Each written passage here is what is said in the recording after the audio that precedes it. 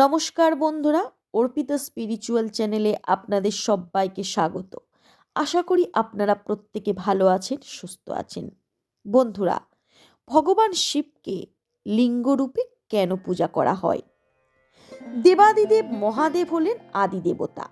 তিনি সমগ্র দেব দেবীদের দেবতা। তিনি পরমেশ্বর, বিশ্বের কল্যাণকর্তা। তিনি বিশ্বের রক্ষাকর্তা। তবে তার মূর্তি পূজা না করে শিবলিঙ্গ পূজা করার প্রচলন কোথা থেকে এসেছে? এর নেপথ্যে কি এমন কাহিনী রয়েছে? দক্ষ যজ্ঞে সতী দেহত্যাগ করার পর মহাদেব পাগলের মতো সর্বত্র ঘুরে বেড়াতে লাগলেন। এক সময়ে তিনি উলঙ্গ সন্ন্যাসীর বেশে দারু বনে প্রবেশ করলেন। ঋষিদের আশ্রমের পাশ দিয়ে গেলেন। সেই সময় মুনি ঋষিরা কেউ আশ্রমে উপস্থিত ছিলেন না। ঋষি পত্নীরা শিবকে এভাবে দেখে পরস্পর বলা বলি করতে লাগলো, কে এই অপূর্ব দর্শন সন্ন্যাসী ভিক্ষুক রূপে এখানে এসেছেন? একে ভিক্ষা দান করা উচিত। তখন তারা ভালো অস্বাদী তার উদ্দেশ্যে দান করলেন। তাদের মধ্যে কেউ লজ্জা ত্যাগ করে বললেন, কে আপনি? ভিক্ষুক বেশি এখানে কেন এসেছেন? শিব বললেন, আমি ঈশ্বর। বর্তমানে সতীর সঙ্গে আমার বিচ্ছেদ হয়েছে, তাই আমি দিগম্বর হয়ে ঘুরে বেড়াচ্ছি। সতী ছাড়া কোনো রমণীতেই আমার রুচি নেই। তারপর মহেশ্বর বহু ভিক্ষা গ্রহণ করে পাত্র পূর্ণ করে কৈলাসের পথে অগ্রসর হলেন। সকল ঋষি পত্নীগণ মোহমুক্ত হয়ে তারই পিছনে পিছনে চলতে লাগলেন। পতি, পুত্র, গৃহ কার্যাদির কথা তারা ভুলে গেলেন। এমন সময় মুনি ঋষিগণ নিজ নিজ আশ্রমে ফিরে এসে দেখলেন আশ্রমে তাদের পত্নীগণ নেই। চারিদিকে খোঁজ করে দেখতে পেলেন তারা সকলে শিবের পিছু নিয়েছেন। এই দেখে খুব রেগে গেলেন ঋষিগণ। অভিশাপ দিলেন, তুমি দেবাদিদেব মহাদেব হয়ে আমাদের পত্নীগণকে হরণ করলে, কাজেই তুমি ক্লীব হও। মুনিগণ এমন অভিশাপ দিলেন, সঙ্গে সঙ্গেই শিবের লিঙ্গ মাটিতে পড়ে গেল। তারপর সেই লিঙ্গ বাড়তে লাগলো। অল্প সময়ের মধ্যে সপ্তপাতাল, সমগ্র পৃথিবী এবং অন্তরিক্ষের সকল স্থানে সেটি বেড়ে চলল। তখন জগতের সব কিছুই সেই লিঙ্গে বিলীন হয়ে গেল। তখন মুনি ঋষিগণ তার নাম লিঙ্গ রাখলেন। ব্রহ্মা, বিষ্ণু, ইন্দ্র, বায়ু, অগ্নি, লোকপাল সকলে সেই বর্ধিত লিঙ্গ দেখে অবাক হলেন। বিস্মৃত হয়ে ভাবতে লাগলেন, এই লিঙ্গের বিস্তার কত, এর শেষই বা কোথায়? তারপর ব্রহ্মা সেই লিঙ্গের ঊর্ধ্ব সীমা দেখার জন্য আর বিষ্ণু নিম্ন সীমা জানার জন্য চললেন। কিন্তু বহু দিন ধরে চেষ্টা করেও উভয়ই সেই লিঙ্গের শেষ দেখতে পেলেন না। তখন উভয়েই ফিরে এলেন। ফিরে আসার সময় ব্রহ্মা মেরু পৃষ্ঠে নামলেন। সেখানে সুরভির সঙ্গে তার দেখা হলো। সেই সুরভি তখন কেতকী গাছের নিচে দাঁড়িয়েছিল। ব্রহ্মা সুরভিকে জিজ্ঞাসা করলেন, হে সুরভি, শিবের লিঙ্গ ত্রিভুবন বিস্তার করেছে, তুমি কি দেখেছ? সেই লিঙ্গের ঊর্ধ্ব সীমা দেখবার জন্য আমি গিয়েছিলাম, কিন্তু বহু খোঁজ করেও দেখতে পেলাম না, তাই ফিরে যাচ্ছি। দেবতারা আমাকে জিজ্ঞাসা করলে আমি কি উত্তর দেব? এখন আমি যদি মিথ্যা কথা বলি তারা বিশ্বাস করবে না, তাই তোমাকে অনুরোধ করছি তুমি যদি মিথ্যা সাক্ষ্য দাও তাহলে আমার সম্মান বৃদ্ধি পাবে। ব্রহ্মার কথায় সুরভি রাজি হলেন, সেই সঙ্গে কেতকীও। ব্রহ্মা তখন আনন্দে দেবতাদের কাছে গিয়ে বললেন, আমি লিঙ্গের উপর তল দেখে এসেছি। অপূর্ব সেই লিঙ্গের মস্তক। সেই লিঙ্গ বিশাল বিমল সুদৃশ্য, কিন্তু সেই লিঙ্গ ছাড়া আর কোনো কিছু আছে বলে মনে হয় না। ব্রহ্মার কথা শুনে দেবতাগণ স্তম্ভিত।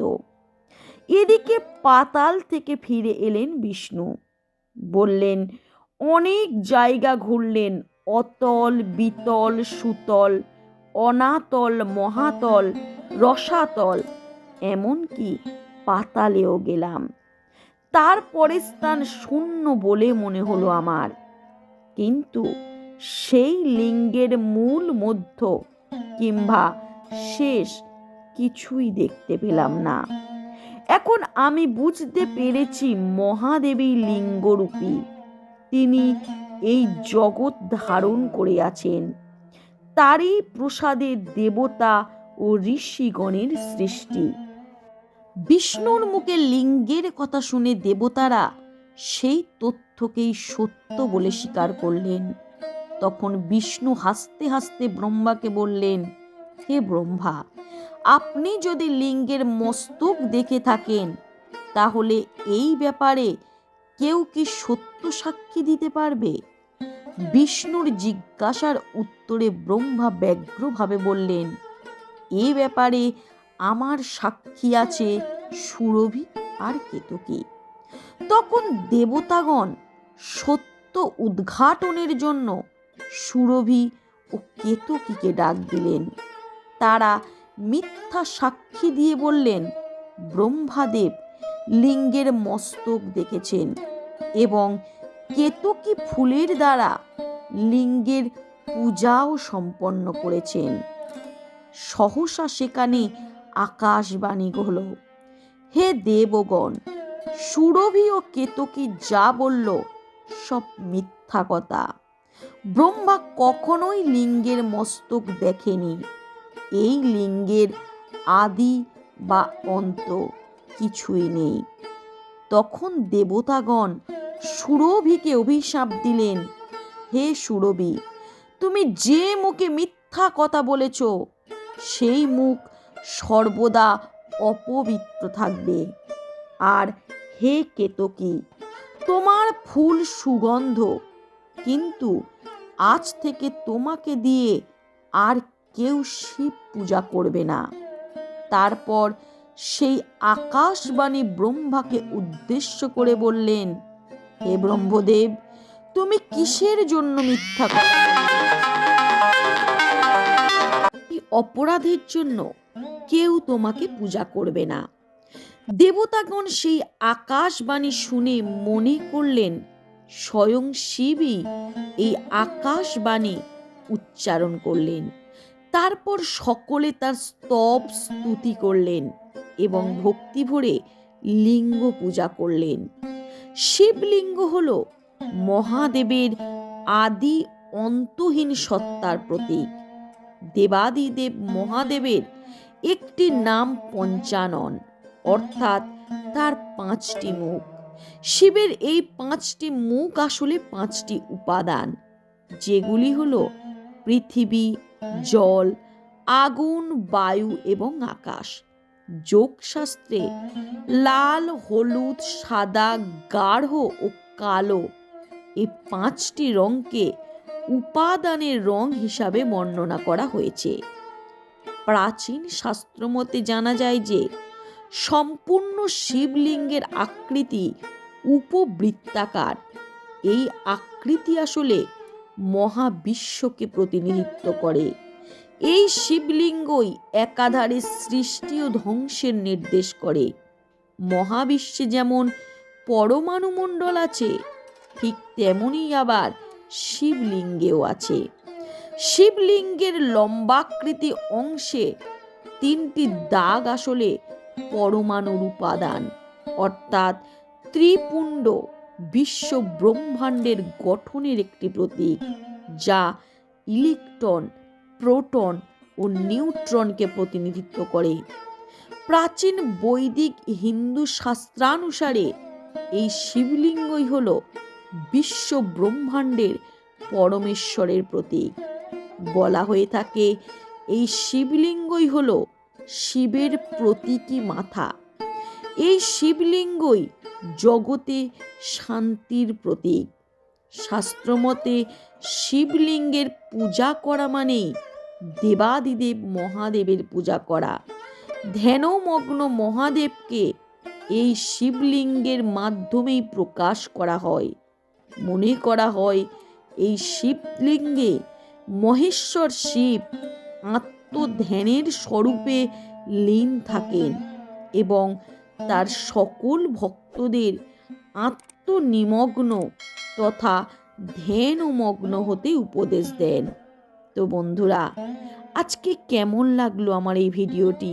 ভালো লাগলে লাইক করবেন, কমেন্ট করবেন। নমস্কার।